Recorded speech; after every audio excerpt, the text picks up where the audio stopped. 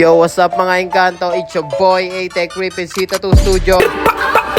Hey, shoutout sa bagong ropa natin na si Geraldine. Tinawag natin siyang Lil G.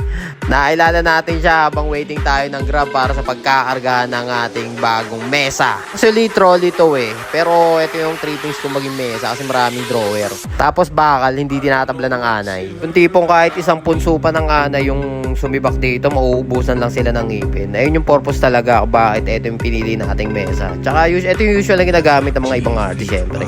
Sa mga gusto nga pala ng gantong mesa, meron akong binibenta. 10k lang.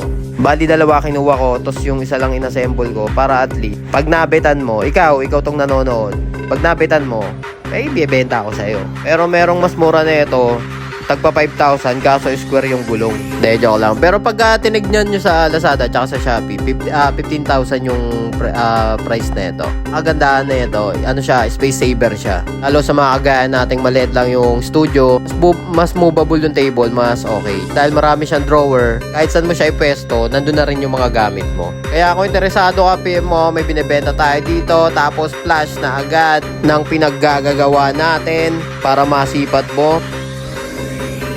Check mo mabuti Yan, tsaka natin yan i-move kapag ka-setup na. Alright, and that's it for today. And it's your boy, A-Tech Ripin, Sita 2 Studio. Peace out.